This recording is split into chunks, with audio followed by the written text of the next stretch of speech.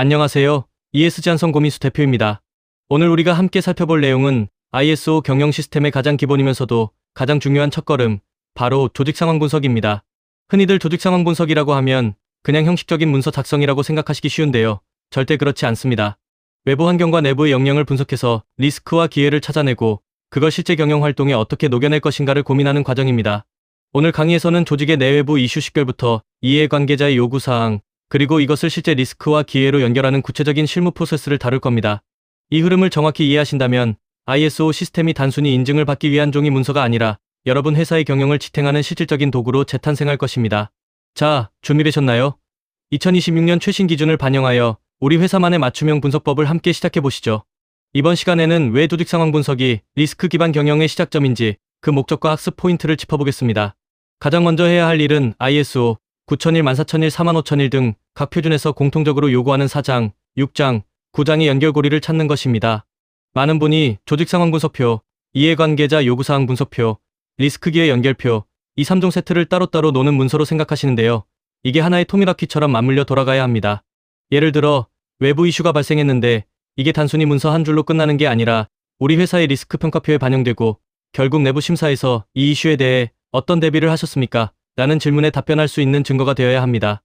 여러분이 오늘 교육을 통해 완성하실 이 세 가지 산출물은 단순히 심사원에게 보여주기 위한 자료가 아니라 경영진이 의사결정을 내릴 때 가장 먼저 펼쳐보는 근거 자료가 될 것입니다.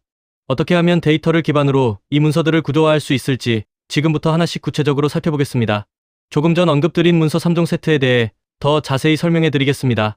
우리가 작성할 첫 번째 문서는 조직 상황 분석표입니다. 여기서 내외부 이슈와 그 영향도를 정리합니다. 두 번째는 이해관계자 요구사항 분석표로 누가 우리에게 무엇을 기대하는지, 법적으로 지켜야 할 의무는 무엇인지 식별하는 것이죠. 마지막 세 번째는 가장 핵심인 리스크 기회 연결표입니다. 이슈와 요구사항을 바탕으로 구체적인 조치 계획을 세우고 이를 경영 목표와 연결하는 단계입니다. 여러분, 여기서 꼭 기억하셔야 할 점은 연결성입니다. 이슈에서 요구로, 요구에서 리스크 기회로, 그리고 조치로 이어지는 이 과정이 물 흐르듯 끊김이 없어야 합니다. 혹시 우리 회사의 리스크 평가표를 펼쳤을 때 도대체 이 리스크가 왜 여기에 올라왔는지 근거가 불분명하지는 않으신가요? 오늘 그 연결고리를 확실하게 묶는 법을 배워가시기 바랍니다. 강의 목차를 한번 살펴보겠습니다. 전체적으로 5단계로 진행됩니다.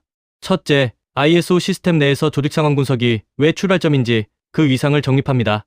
둘째, 내외부 이슈를 작성하는 방법입니다. PSTL이나 SWOT 같은 도구를 활용해서 우리 회사의 현재 상황을 입체적으로 들여다볼 겁니다.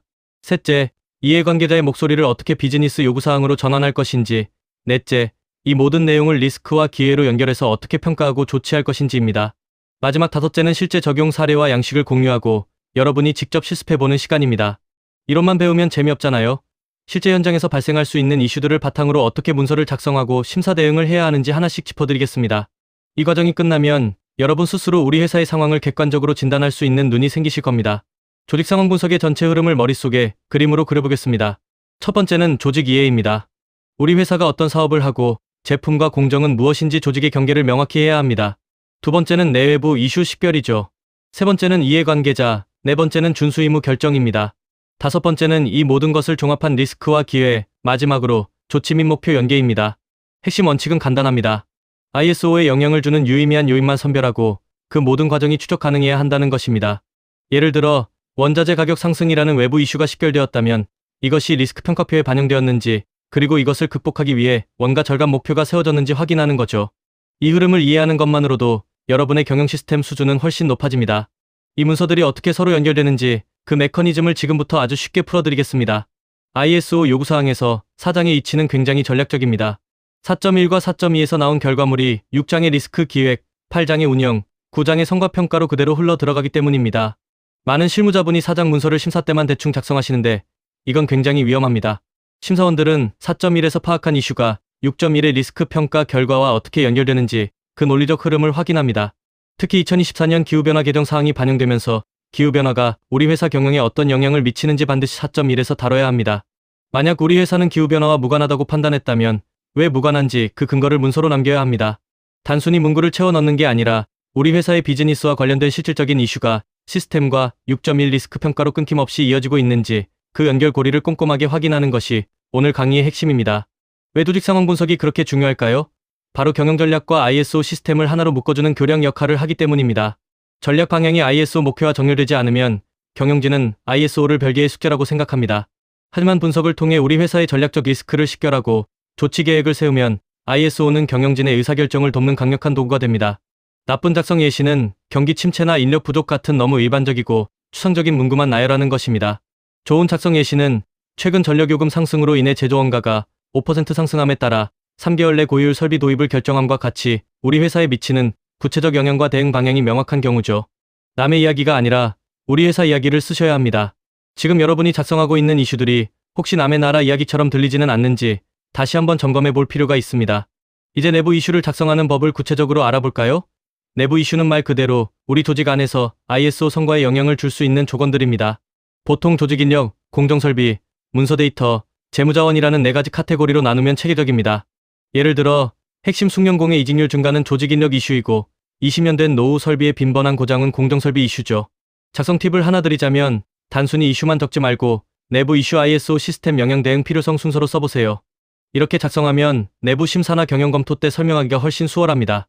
이런 이슈가 있어서 이런 리스크가 발생할 가능성이 높으니 우리가 이런 조치를 취했습니다라고 논리적으로 말할 수 있는 기초 자료가 바로 여기서 나오는 겁니다. 외부 이슈는 우리 힘으로 제어하기 어려운 환경 변화를 분석하는 과정입니다. 정책과 법규, 시장 고객의 변화, 기술 발전, 사회적 요구, 자원 및 에너지 가격 변동 등을 고려해야 합니다. 특히 최근엔 중대재해처벌법 대응이나 탄소 중립 공시 같은 이슈가 굉장히 중요해졌죠. 2014년 개정된 ISO 표준에서는 기후변화가 우리 조직에 어떤 영향을 주는지 반드시 검토하도록 요구합니다. 단순히 환경 이슈라고 뭉뚱그리지 마시고 탄소 국경세 도입으로 인한 수출 제품의 탄소 발자국 데이터 요구처럼 구체적으로 기재하세요. 이게 왜 중요할까요? 이 외부 환경 변화를 미리 파악하고 대응하지 못하면 결국 나중에 큰 리스크로 돌아오기 때문입니다. 우리 회사가 이 거대한 환경 변화 속에서 어떤 영향을 받고 있는지 구체적으로 한번 적어보시기 바랍니다. 조직 상황 분석을 할 때 무슨 근거로 이 이슈를 선정했나요? 라는 질문을 자주 받습니다. 그때 감으로 썼다고 하면 심사 신뢰도가 바로 떨어지겠죠. 자료 수집 출처가 확실해야 합니다. 내부 자료로는 조직도, 직무기술서, 교육기록, 내부 심사 결과, 경영검토 보고서 등이 있습니다. 외부 정보로는 정부의 법규 개정안, 산업 동향, 고객 요구사항, 민원 내용 등이 훌륭한 재료가 되죠. 특히 품질 클레임이나 에너지 사용량 같은 성과, 데이터는 가장 좋은 근거입니다. 심사원들에게 2025년 상반기 내부 심사 결과에서 작업 표준 미준수가 3건 확인되어 이 이슈를 선정했습니다라고 말해보세요. 신뢰도가 달라집니다. 여러분 책상 옆에 있는 지난달 경영검토 회의록이나 내부 심사 보고서, 바로 그것들이 조직 상황 분석의 가장 강력한 근거입니다. 외부 이슈를 빠짐없이 검토하고 싶다면 PSTL 프레임을 사용하세요. 정치, 경제, 사회, 기술, 환경, 법률의 머리 글자를 딴 건데요. P는 정부의 지원 사업이나 산업 정책, E는 원자재나 에너지 가격 변동, S는 고령화나 지역 사회의 안전 기대치, T는 AI나 스마트 팩토리 기술, E는 탄소 중립이나 기후변화, 마지막 L은 노동법이나 산업안전법과 같은 규제입니다. 이 6가지 관점으로 우리 회사를 들여다보면 놓치는 이슈가 거의 없습니다. 예를 들어 원자재 가격은 경제적 이슈로, 중대재해처벌법은 법률적 이슈로 분류하는 식이죠. 이렇게 프레임을 활용해서 외부 이슈 등록부를 작성하면 아주 체계적으로 보입니다. 한번 PSTL 관점으로 우리 회사 주변의 변화를 생각해 보시겠어요? SWOT 분석은 리스크와 기회를 연결하는데 아주 좋습니다. 강점 S과 약점 W는 내부 역량이고 기회 O와 위협 T는 외부 환경이죠. 이걸 단순 나열만 하면 아무 의미가 없습니다. 중요한 건 TOWS 전략입니다. 예를 들어 우리 회사의 노후 설비가 약점 W인데 고객사에서 고품질을 요구하는 외부 위협이 닥쳤습니다. 그럼 리스크가 엄청나겠죠. 이럴 때 예방보전 계획 수립이라는 구체적인 조치를 전략적으로 도출하는 것이 핵심입니다. 즉 SWOT를 통해 지금 당장 무엇을 해야 하는가라는 우선순위가 정해지는 거죠. 여러분, 우리 회사의 강점 하나를 골라 기회와 어떻게 연결해서 성과를 낼 수 있을지 고민해 보신 적 있으신가요? 바로 그 고민이 여러분의 조직 상황 분석을 빛나게 할 것입니다. 이제 이해관계자를 식별해 봅시다. 우리 회사의 성과에 영향을 주거나 받는 집단이 누구인지 생각해 보세요. 고객, 모기업, 정부기관, 인증기관은 기본이고 임직원도 매우 중요한 이해관계자입니다. 협력사나 외주처도 빠질 수 없죠. 재미있는 것은 지역사회입니다. 우리 회사가 환경오염을 일으킨다면 지역사회의 민원은 엄청난 경영 리스크가 됩니다. 질문 하나 드려보겠습니다. 여러분의 회사에 있는 그 수많은 이해관계자 중 ISO 시스템 운영에 실질적인 영향을 주는 핵심 이해관계자는 누구인가요? 모두를 다 관리할 수는 없습니다. 우리의 품질, 환경, 안전 성과에 진짜 영향을 미치는 사람들을 선별하고 그들의 요구가 우리 시스템과 어떻게 연결되는지 파악하는 것이 우선입니다. 이해관계자들의 요구사항을 모두 다 들어줄 수는 없습니다. 여기서 요구사항과 기대사항을 구분해야 합니다. 법적 요구사항이나 고객과의 계약처럼 반드시 지켜야 하는 건 요구사항이고 친환경 포장을 해줬으면 좋겠다는 식의 것은 기대사항입니다. 여기서 준수 의무를 결정하는 과정이 필요한데 우리가 그 기대를 받아들이기로 채택했다면 그 순간부터 준수 의무가 됩니다. 핵심은 무엇을 채택할지 결정하는 것입니다. 모두 다 채택하면 준수평가하느라 정작 중요한 업무를 못합니다. 관련성이 낮으면 과감히 비관련 요구로 분류하고 왜 비관련인지 근거만 기록해 두세요. 선택과 집중, 이것이 이해관계자 관리의 요체입니다. 이해관계자의 기대사항을 어떻게 준수 의무로 전환하는지 그 프로세스를 말씀드리겠습니다. 먼저 다양한 경로로 요구를 수집합니다. 회의록, 고객의 설문 요청, 정부 법규 등이 있겠죠. 다음은 우리 회사에 미치는 영향력을 검토합니다. 이걸 안 하면 우리 비즈니스에 치명적인가? 이 질문을 던져보세요. 만약 그렇다면 채택해서 준수 의무 등록부에 올립니다. 그 다음은 주기적으로 점검하고 미분수 시에는 즉시 시정해야 합니다.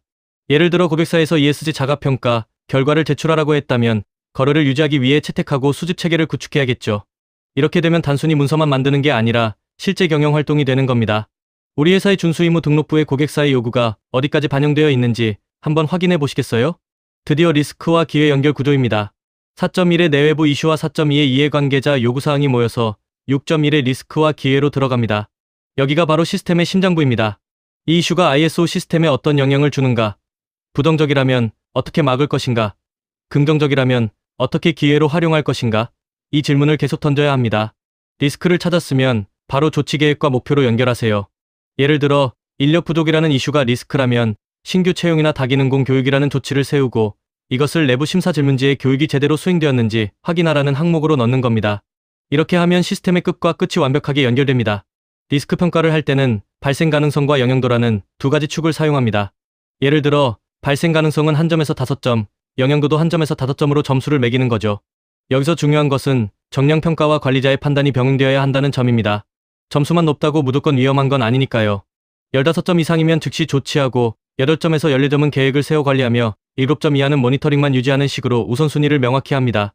여러분, 혹시 리스크 평가표를 보면 모든 항목이 다 중요하다고 표시되어 있지는 않으신가요? 리스크 평가의 핵심은 우선순위를 정하는 것입니다. 무엇을 먼저 조치할지, 자원을 어디에 집중할지 판단하는 기준을 마련하세요. 기회 도출은 많은 분이 어려워하는데요. 기회는 그냥 희망사항이 아닙니다. 목표나 성과 지표와 연결할 수 있는 개선 가능성입니다. 예를 들어 에너지 비용 상승이라는 위협을 기회로 뒤집어 보면 에너지 효율을 높여서 비용을 줄이는 계기가 될 수 있습니다. 그럼 조치 계획은 고효율 설비 교체가 되고 성과 지표는 전력 원단위 절감률이 되는 거죠. 이렇게 하면 기회는 아주 구체적인 목표가 됩니다. 고객사의 ESG 평가 요구를 리스크로만 보지 마세요. 우리 회사의 데이터 관리 역량을 끌어올려 인증을 획득하면 거래를 확대할 수 있는 아주 좋은 기회입니다. 어떤 기회를 우리 회사의 KPI로 만들 수 있을까요? 이제 구체적인 사례를 보겠습니다. 품질 경영 시스템인 ISO 9001과 환경인 ISO 14001의 통합 운영 사례입니다. 품질팀에서는 검사 기준서가 구형이라는 내부 이슈가 있을 때 리스크는 부적합품 유출이 되겠죠. 환경팀에서는 폐기물 분류 기준의 작업장별 차이를 내부 이슈로 봅니다. 여기서 중요한 건 두 표준의 이슈를 조직 상황 분석표에서 하나로 묶어 관리하는 것입니다. 이렇게 하면 경영 검토 때 품질 목표와 환경 목표를 동시에 리뷰할 수 있습니다. 고객이 품질 데이터뿐만 아니라 환경 데이터까지 요구하는 시대입니다. 이 두 시스템을 분리해서 운영하지 마시고 하나의 통합된 이슈 관리 체계로 묶어보세요. 안전보건과 에너지 경영의 사례입니다. 안전보건 45001에서 신규자 작업표준 2에 부족은 굉장히 큰 리스크죠. 반면 에너지 5만일에서 압축공기 누설은 비용 손실 이슈입니다. 안전은 위험성 평가와 연결하고 에너지는 MPI, 즉 에너지 성과 지표와 연결합니다. 이 둘의 공통점은 무엇일까요? 둘 다 사람의 행동이 중요하다는 점입니다. TBM을 할 때 안전 예방만 하지 마시고 에너지 절감 캠페인을 같이 언급해보세요. 이슈가 발생했을 때 이게 안전 리스크인지 에너지 리스크인지 구분하는 것에서 시작해 실질적인 개선 조치를 이끌어내는 것이 관리자의 역할입니다. 통합경영 시스템 관점에서 한번 고민해볼까요? 앞서 말씀드린 품질, 환경, 안전, 에너지를 통합 관리하는 건 정말 효율적입니다. 예를 들어 노후 설비라는 하나의 이슈를 놓고 보면 품질에는 불량, 환경에는 폐기물, 안전에는 사고, 에너지에는 효율 저하라는 영향이 나옵니다. 매트릭스 형태로 한번 만들어 보세요. 이슈 하나를 넣고 표준별로 영향이 무엇인지 체크만 해도 심사원들은 이 회사는 통합 경영 시스템의 이해도가 높구나라고 평가합니다.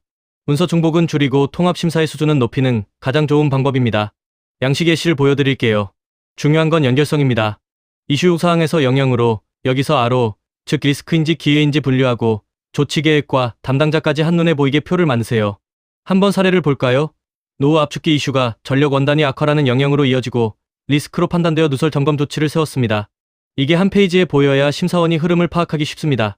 여러분이 지금 작성하시는 양식에 이 5가지 항목이 다 있는지 지금 바로 체크해보세요. 우선순위를 정할 때 2x2 매트릭스만큼 직관적인 게 없습니다. 영향도와 발생 가능성을 기준으로 칸을 나누세요. 오른쪽 위, 즉시 조치, 칸에는 정말 심각하고 자주 발생하는 것들만 넣으세요. 많은 분이 모든 이슈를 다 여기에 넣는데 그러지 마세요. 정말 자원을 집중해야 할 15점 이상의 고위험 항목만 엄선하는 겁니다. 모니터링 칸은 영향도 작고 드문 것들인데 방치하지 말고 주기적으로 확인은 하세요. 이렇게 우선순위를 매기는 모습만 보여줘도 리스크 기반 사고를 충분히 하고 있다는 강력한 근거가 됩니다. 교육이 끝나고 현장에 돌아가셔서 자가진단을 한번 해보세요. 10가지 항목 중 몇 개나 자신 있게 예라고 할 수 있으신가요? 8개 이상이면 정말 훌륭합니다. 하지만 4개 이하라면 지금부터 하나씩 고쳐나가야 합니다. 특히 마지막 10번, 문서 개정일 승인자, 갱신 이력 관리, 의외로 이걸 안 해서 부적합을 많이 받습니다. 조직 상황 분석은 일회성 문서가 아니라 살아있는 문서입니다. 경영검토 회의록에 이 내용이 계속 업데이트되고 있는지 확인하는 것, 그것이 여러분의 다음 개선 과제입니다. 마지막 실습입니다. 우리 회사 조직 상황 분석 초안을 만드는 워크숍을 해보겠습니다. 조직도와 공정도를 옆에 두고 내부 이슈 5개, 외부 이슈 5개만 뽑아보세요. 고객, 정부, 협력사의 요구사항은 무엇인지, 가장 큰 외부 변화는 무엇인지 질문해보세요. 이 과정 자체가 경영진단입니다. 여러분이 지금 도출하는 그 이슈들이 우리 회사의 내년도 경영계획에 반영될 겁니다. 너무 거창하게 생각하지 마시고 당장 눈앞에 보이는 리스크부터 적어보세요. 그 리스크가 우리 회사를 더 안전하고 효율적인 조직으로 만드는 시작점이 될 겁니다. 오늘 긴 시간 동안 조직 상황 분석의 A부터 G까지 살펴보았습니다.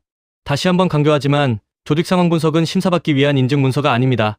변화하는 경영 환경을 시스템적으로 관리하기 위한 출발점입니다. 이슈를 구체적 근거와 함께 식별하고 이해관계자의 니즈를 잘 분류하며 무엇보다 4.1, 4.1을 6.1과 완벽하게 연결하세요. 그렇게 작성된 조치 계획을 경영검토에서 계속 리뷰하고 내부 심사에서 확인한다면 여러분의 회사는 이미 ISO 그 이상의 수준에 도달한 것입니다. 어렵게 생각하지 마세요. 오늘 제가 알려드린 흐름을 따라 하나씩 채워나가시면 됩니다. 수고 많으셨습니다. ESG 한성의 고민수였습니다. 현장에서 좋은 시스템 만드시길 응원하겠습니다.